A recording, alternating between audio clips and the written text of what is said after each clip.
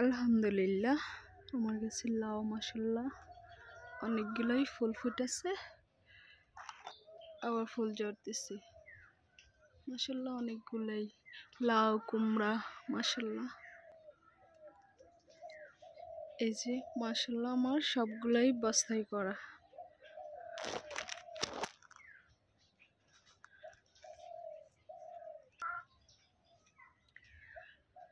মাশাআল্লাহ করলাগুলো বড় হয়ে যেতেছে।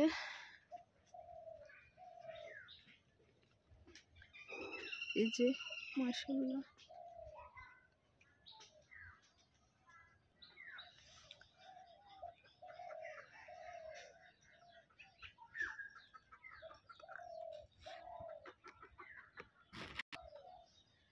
এই যে মাশাআল্লাহ অনেকগুলাই,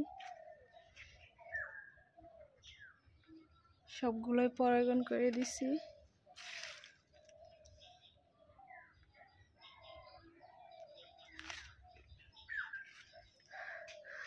আর বরবটি একদম পোকা নষ্ট করে ফেলতেছে মাশাআল্লাহ। আরো অনেকগুলাই ছোট ছোট করলা আসতেছে।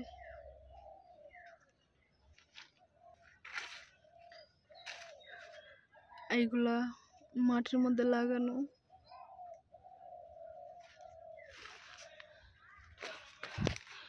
আর এদিকে দুইটা, যে এগুলোকে পরাগায়ন করা হয় নাই, এগুলোকে পরাগায়ন করে দিছি।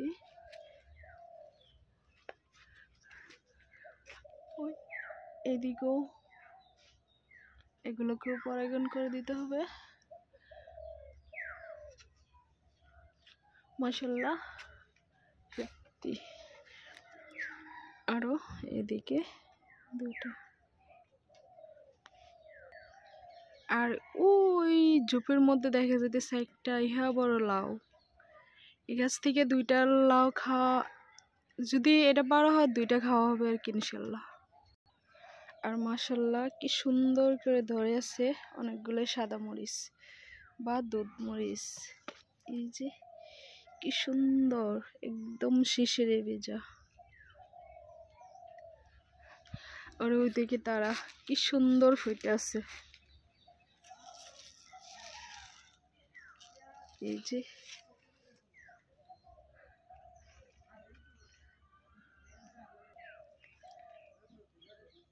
আর কমলা, কমলা খানা শেষ, সাথে বড়ই, কমলার পর বড়ই খানা হবে। এদিকে দুই জাতের বড়ই, কলপ আর বিচি থেকে করা গেছে।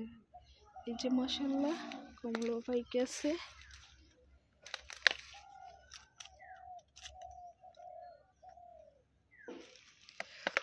আর আজকে বৃষ্টি হইতেছে আমাদের এদিকে, হালকা হালকা বৃষ্টি সকাল ধরে।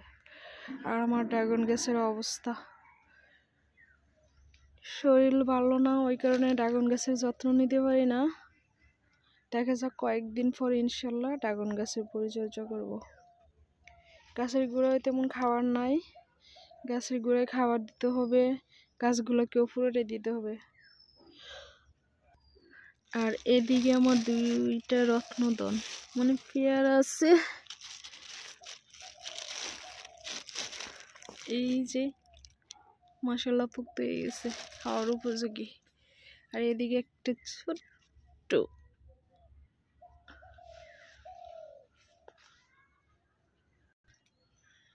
ওনারা হচ্ছে বীজ থেকে করে গেছে বড়ই। মাশাআল্লাহ এবছর অনেক বড়ি ধরছে। আর বড়িগুলা টক, কিন্তু লাগাইছে মিষ্টি জাতের, হয়ে গেছে টক জাতের। যাক আলহামদুলিল্লাহ, বড়ির মুখ তো দেখলাম। আর এই গাছের মধ্যে দুইটা কুমড়া ধরে নষ্ট হয়ে গেছে। এই যে গত মাসেও দুইটা ভার হয়েছে, সেম এই জায়গাতেই। আর একটু মানে এদিকে একটা ডাল ছিল, আর ডালের মধ্যে ওই দুটোও নষ্ট, একটু বড় হয়েছে কিন্তু সেই জন্যটা অনেক।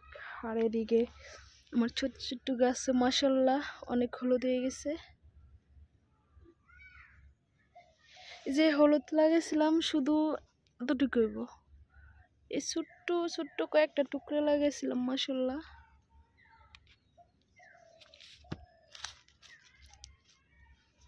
এই যে অনেকটা হলুদ হয়েছে।